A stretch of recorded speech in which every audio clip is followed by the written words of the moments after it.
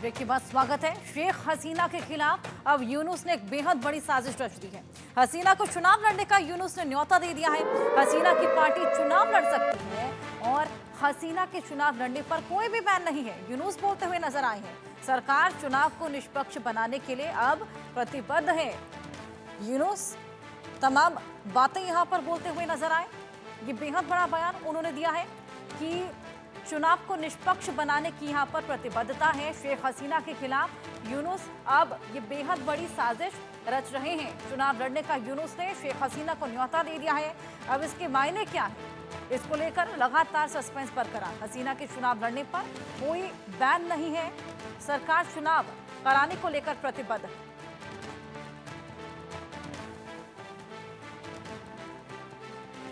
जिस तरीके से आम जनता लगातार चुनावों की मांग कर रही है, यूनुस लगातार चुनावों को टालते नजर आए हैं, लेकिन अब हसीना को फंसाने की कोशिश यहां पर यूनुस कर रहे हैं। बेहद बड़ी साजिश उन्होंने रच दी है। आइए ग्राफिक्स के जरिए आपको समझाने की कोशिश करें कि आखिर क्या साजिश यहां पर यूनुस रचते हुए नजर आ रही है। किस तरीके से यहां पर यूनुस को हसीना को फंसाने की कोशिश करें। हसीना को बांग्लादेश बुलाने के लिए यूनुस ने सबसे पहले शेख हसीना को चुनाव लड़ने की बात कही है। उन्होंने कहा है कि शेख हसीना चुनाव लड़ सकती है, न्योता दिया है। शेख हसीना के चुनाव लड़ने से यूनुस को कोई भी एतराज नहीं है, कोई भी दिक्कत नहीं है, ये यूनुस ने खुद बोला है। और हसीना पर चुनाव लड़ने पर बैन नहीं लगाएगी यूनुस सरकार, ये भी बोलते हुए नजर आए हैं। और बांग्लादेश में दूसरी पार्टियों की तरह ही हसीना को भी सुविधा दी जाएंगी, सभी सुविधाएं यहां पर दी जाएंगी जैसे दूसरी पार्टियों को मिलती हैं।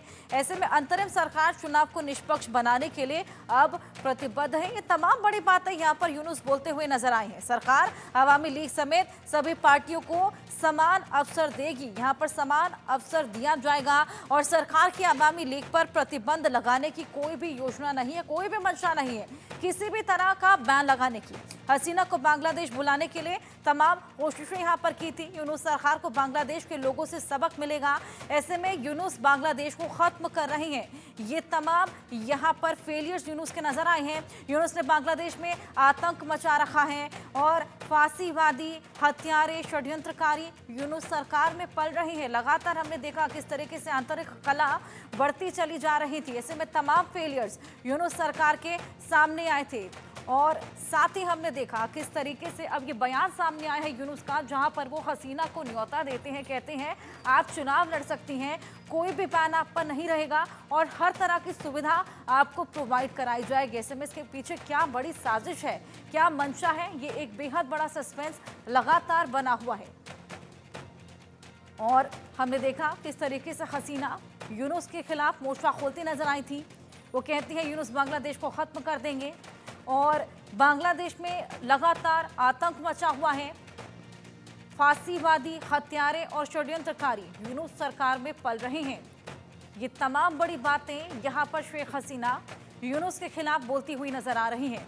चुनाव जिसकी लगातार मांग यहाँ पर उठ रही है, ऐसे में अब चुनाव की बात तो यूनुस ने करी है, लेकिन हसीना को भी यहाँ पर न्योता दे दिया। शेख हसीना जो कि तख्ता पलट के तहत हटाई गई थी, तमाम प्रोटेस्ट देखने को मिले थे। हमने देखा किस तरीके से बांग्लादेश प्रोटेस्ट की आग में जलता हुआ नजर आया था, जिसके बाद शेख हसीना को देश छोड़कर भागना पड़ा। और तख्ता पलट के बाद यूनुस को चुना गया। हालांकि लोग वहां पर अब यूनुस से भी खुश नहीं हैं। अब यूनुस को हटाने की तमाम कवायदें वहां पर हो रही हैं। एक बार वही मंजर दोहराया जा रहा है। और जिस तरीके से यूनुस के राज में हमने देखा कानून व्यवस्था लगातार चरमराई हुई है, इकोनॉमी चरमराई हुई है, लगातार चुनावों की मांग हो रही है, लेकिन यूनुस चुनावों को एक बार फिर टाल रहे हैं। लेकिन अब यूनुस यहाँ पर चुनाव की बात छेड़ते हैं, हसीना को भी न्योता दे देते हैं। निपुण आलम बयान विदेशी मामलों के जानकार हमारे साथ जुड़ गए हैं। ये निपुण क्या चल रहा है ये बांग्लादेश में? पहले तख्ता पलट होता है, शेख हसीना को हटाते हैं, यूनुस को लेकर आते हैं, यूनुस के फेलियर सामने आते हैं, फिर चुनाव की मांग करते हैं और चुनाव टाले जा रहे हैं। अब जब चुनाव की बात एक बार फिर छेड़ते हैं तो फिर एक बार ही न्योता दे देते हैं शेख हसीना को।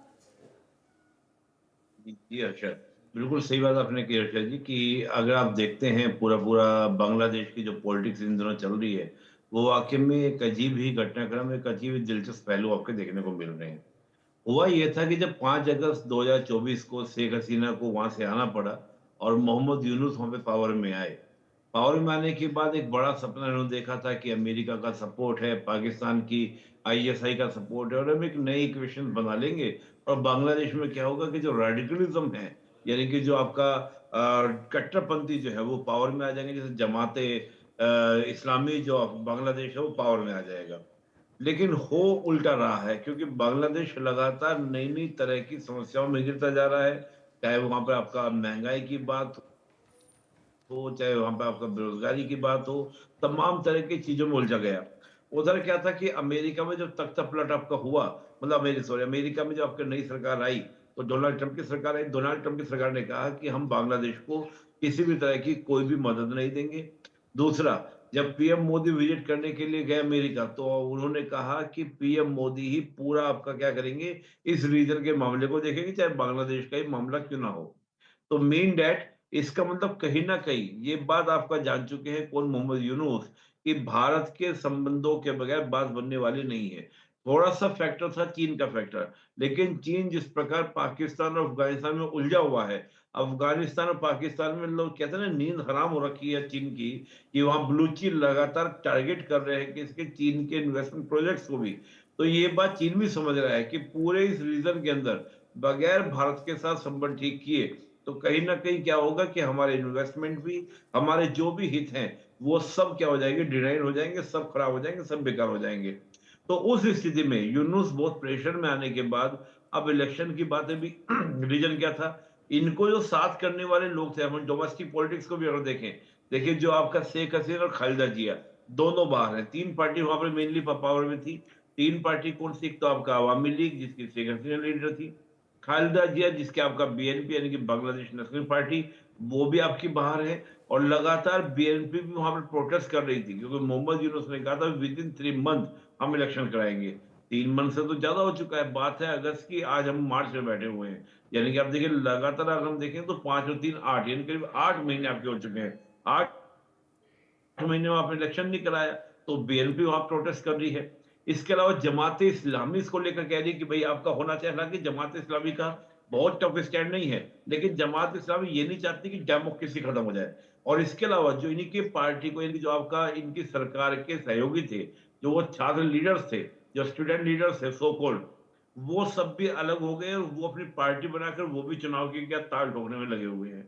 तो मुझे लगता है कि चाहे डोमेस्टिक एरिया में हो या इंटरनेशनल एरिया में हो या रीजनल एरिया में हो, मोहम्मद यूनुस कहीं न कहीं फँसे हुए नज़र आ रहे हैं। तो ऐसे में वो कहीं न कहीं लिबरल टॉक्स, और देखिए एक इंटरेस्टिंग बात, उन्होंने पीएम मोदी को कहा भी है कि हम पीएम मोदी से बात करना चाहते हैं, बिमस्टेक की मीटिंग के अंदर बात करना चाहते हैं। इस बात का उन्होंने ऊपर बात की। दूसरा हम देखें कि आपके बहुत सारी और भी चीज़ें, लेकिन मैं ये कहूँगा कि बड़ी सावधानी के साथ शेख हसीना को लेना चाहिए। क्योंकि जैसे अभी एक खबर ये आई, आपने सुना भी होगा अर्षा जी, कि जो हमारे दंगे हुए नागपुर में, तो उसमें कहीं न कहीं बांग्लादेश से लिंक आ रहे हैं कि बांग्लादेश में बैठे हुए लोगों ने गलत इन्फॉर्मेशन ने क्या की, प्रकाशित की, पब्लिश की, फेसबुक पर सब बातें आ रही है। तो अभी भी जो बांग्लादेश का नेचर है वो बदला नहीं है, चेंज नहीं हुआ है। तो बड़ी सावधानी से, ऐसा ना हो कि कहीं एक ट्रैप हो। ये भी माना जा रहा है कि ऐसा हो सकता है उस तरह की बात करके एक ट्रैप करने की बात कर रहे हों। लेकिन मुझे उम्मीद कम है क्योंकि इस समय क्या है, खालिदा जिया और शेख हसीना, मुझे लगता है इन दोनों के बीच में भी एक सहमति बनी है कि हम मिलकर क्या करेंगे, इलेक्शन करवाएँगे। भई हार-जीत तो कुछ भी हो, लेकिन डेमोक्रेसी बरकरार रहनी चाहिए, नहीं तो अगर इन रेडिकल्स के पास पावर चली गई, तो शेख हसीना किसी काम की नहीं है, खालिदा जिया किसी काम की नहीं है। तो एक अंदरूनी सहमति मेरे को नज़र आ रही है सभी पार्टीज़ के बीच में, उस प्रेशर में मोदी यूनुस इस तरह की बात कर रहे हैं। जी, हर्षा जी। बिल्कुल निपुण जी, आप हमारे साथ बने